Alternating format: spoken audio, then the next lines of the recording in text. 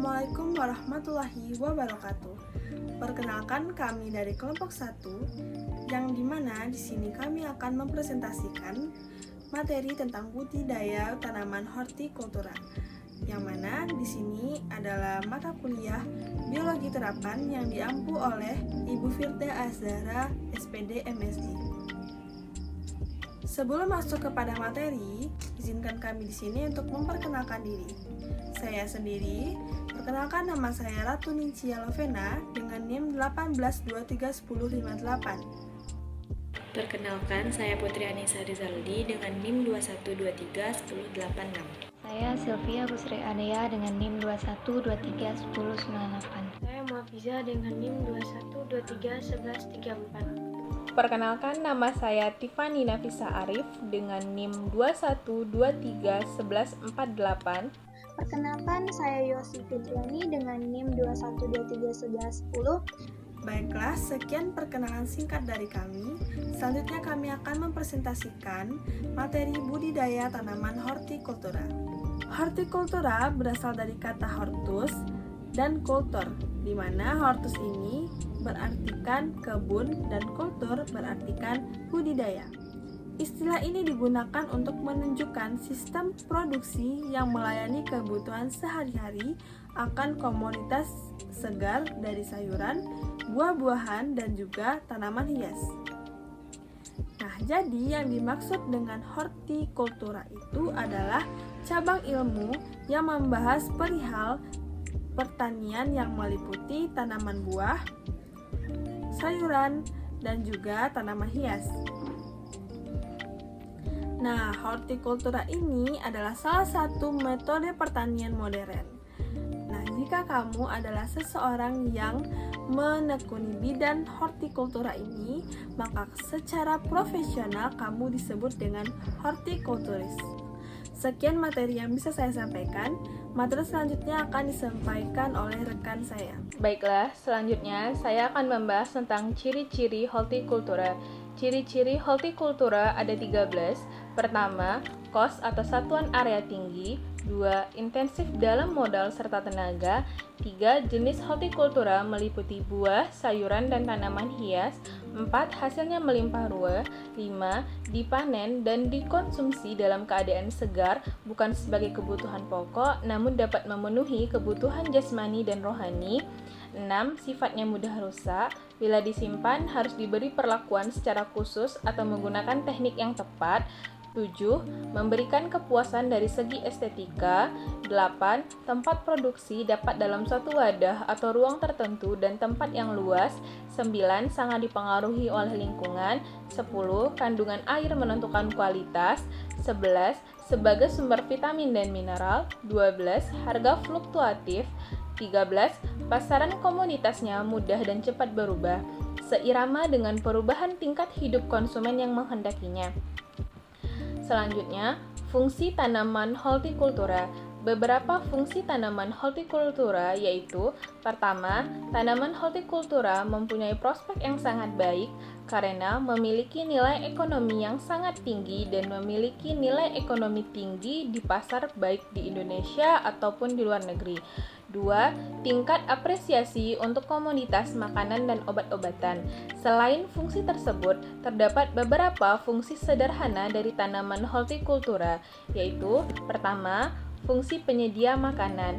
Hasil yang diperoleh dari tanaman hortikultura sangat bermanfaat bagi manusia. 2. Tanaman hortikultura adalah sumber makanan kedua dalam kehidupan manusia. 3. Fungsi ekonomi. Karena tanaman hortikultura adalah sumber makanan kedua, banyak orang menjual tanaman hortikultura ini. Target penjualan untuk tanaman hortikultura memasuki pasar yang besar, sehingga pendapatan yang diterima juga akan besar. 4. Fungsi kesehatan. Satu jenis tanaman hortikultura adalah jenis tanaman obat-obatan, yang artinya tanaman hortikultura memiliki fungsi untuk pengobatan suatu penyakit. Kelima, fungsi sosial budaya. Sebagai peranan komoditas hortikultura sebagai salah satu tanaman keindahan dan kenyamanan lingkungan, terutama untuk tanaman hortikultura tipe bunga yang memiliki keindahannya sendiri. Sekian dari saya, akan dilanjutkan oleh teman selanjutnya. Baiklah, selanjutnya saya akan menjelaskan tentang materi penggolongan hortikultura. Seperti yang telah disebutkan, hortikultura atau budidaya tanaman kebun dapat dibagi menjadi 3 golongan tanaman, yaitu yang pertama ada tanaman sayuran. Tanaman sayuran sendiri dapat digolongkan menjadi 2, yaitu yang pertama yang dimanfaatkan bagian yang di atas tanah, antara lain ada beberapa, yaitu polong-polongan atau kacang-kacangan, contohnya kapri, buncis, kacang panjang, dan lain-lain. Selanjutnya ada familia Solanaceae, contohnya itu tomat, terong, cabai, dan lain-lain. Dan yang selanjutnya itu ada tanaman yang menjalar, itu contohnya ada timun, walu, melon. Dan ada pun yang berbentuk daun, yaitu ada kol, bayam, bunga kol, asparagus, dan jamur merah. Selanjutnya yang kedua yaitu yang dikonsumsi bagian bawah tanah, misalnya ada umbi akar, contohnya umbi jalar dan wortel. Dan tuber itu ada kentang, bawang merah, dan bawang putih. Yang kedua yaitu ada tanaman buah-buahan. Tanaman buah-buahan dapat dikelompokkan menjadi beberapa. Yang pertama itu dari daerah temperat adalah tanaman buah-buahan yang hidup pada daerah yang lebih dari 2 jenis musim. Misalnya ada stroberi, apel, pir, buah batu atau ceri. Yang kedua ada dari daerah tropik atau subtropik adalah tanaman buah-buahan yang sepanjang tahun tetap menunjukkan hijauan dan tidak rontok. Contohnya itu ada herba tahunan seperti pisang, markisa, nanas, dan yang berbentuk pohon itu seperti jeruk, mangga, rambutan, manggis, alpukat, durian, duku, dan pepaya. Yang ketiga itu ada tanaman hias. Dapat dikelompokkan menjadi beberapa. Yang pertama yang dinikmati daunnya, misalnya ada philodendron dan lain-lain. Yang kedua kelompok rumput, misalnya ada rumput gajah, rumput Peking, dan lain-lain.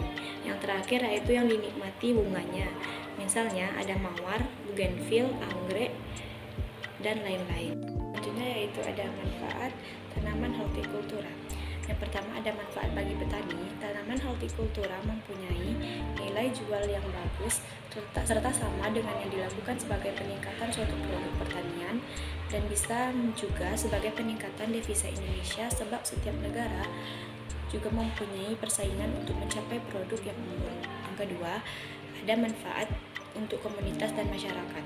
Hortikultura memberi manfaat untuk masyarakat dalam menyediakan makanan yang bermanfaat dan sehat untuk menghilangkan kepenatan dan stres saat berada pada wilayah perkotaan. Sebab kehadiran tanaman hortikultura bisa menyenangkan dan alami. Mungkin hanya itu materi yang dapat saya sampaikan. Selanjutnya akan disampaikan oleh teman saya. Budidaya hortikultura, yaitu membudidayakan tanaman hortikultura, memiliki beberapa tahapan dan persiapan tentunya. Di antaranya itu yang pertama persiapan lahan.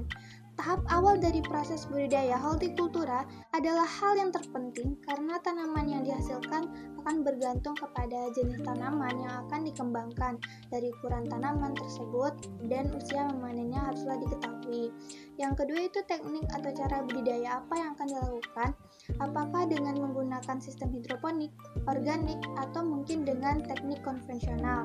Dan hasil dari persiapan lahan yang ketiga yaitu luas bidang tanah atau lahan yang akan dipakai. Kemudian tahapan yang kedua tentang budidaya hortikultura yaitu proses pembibitannya. Pembibitan dilakukan ketika ingin mendapatkan tanaman yang akan dibudidayakan. Biasanya disebut juga dengan memperbanyak tanaman. Memperbanyak tanaman memiliki 2 cara, yakni generatif dan vegetatif. Generatif dilakukan dengan penggunaan biji, sedangkan vegetatif menggunakan tangan manusia. Tahapan budidaya hortikultura yang ketiga yaitu penanaman bibit. Apabila proses pembibitan sudah selesai, maka langkah selanjutnya adalah penanaman. Baiknya penanaman dilakukan di pagi hari atau di sore hari, ketika terik matahari tidak terlalu panas. Tahapan yang keempat dalam budidaya hortikultura yaitu pemeliharaan tanaman. Pemeliharaan yang dilakukan pada tanaman hortikultura haruslah lebih ekstra dan membutuhkan perhatian lebih, yakni dalam hal pemupukan, penyiangan, dan mencegah serangan hama penyakit. Tentunya berbeda tanaman akan berbeda pula cara pemeliharanya. Tahapan yang terakhir yaitu panen. Proses terakhir yang selalu dinantikan oleh seorang petani, di mana hasil panen sesuai dengan apa jenis tanamannya. Bisa saja berupa umbi, buah, dan lain-lainnya. Baiklah, selanjutnya saya akan membahas materi budidaya tanaman hortikultura cabai merah. Hal pertama yang harus kita ketahui yaitu alat dan bahan. 1. Biji cabai merah, pupuk kandang, tanah organik, atau bisa juga menggunakan tanah biasa. Alatnya yaitu lahan, wadah penyemaian, pestisida jika dibutuhkan, serta sprayer. 1. Varietas yang dianjurkan. Varietas yang dianjurkan antara lain Lembang, Lingga, Tanjung, Hot Chili, serta Kencana. Yang kedua, persemaian. Persemaian benih cabai dapat dilakukan dengan cara tabur, menyiapkan lahan yang berbentuk bedengan dengan tanah dicacah halus, serta ditambah pupuk organik atau pupuk kompos yang sudah difermentasi. Lebar bedengan sekitar 120 cm dan panjangnya disesuaikan. Kemudian, dibuat garis-garis dengan jarak 5-7 cm untuk tempat tabur benih. Setelah lahan semai, siap tabur benih di garis-garis bedengan yang sudah disiapkan, kemudian tutup tipis benih dengan tanah yang dicampur kompos. Tutup benih di lahan semai dengan karung. Setelah 3-4 hari, dibuka baru dikasih naungan plastik agar benih tidak terkena sinar matahari langsung. Untuk menjaga kelembapan media tanam, maka sebaiknya disiram setiap pagi dan sore. Setelah 2 minggu, bibit cabai merah akan mulai tumbuh, bahkan biasanya tanda-tanda pertumbuhan dapat terlihat pada hari ke-3-4 setelah benih disemai. Ketika bibit menunjukkan pertumbuhan dan sebanyak 4-6 helai kira-kira berumur 1 bulan, maka bibit cabai merah sudah bisa dipindah tanam ke lahan yang lebih luas. Penyemaian menjadi salah satu faktor penting dalam budidaya. Jika penyemaian dan pemeliharaan bibit dilakukan dengan benar, maka kasus kerugian akibat gangguan hama maupun penyakit dapat dihindari. Yang ketiga, pengolahan lahan. Lahan yang diperlukan untuk budidaya cabai merah adalah tanah yang gembur dan memiliki porositas yang baik.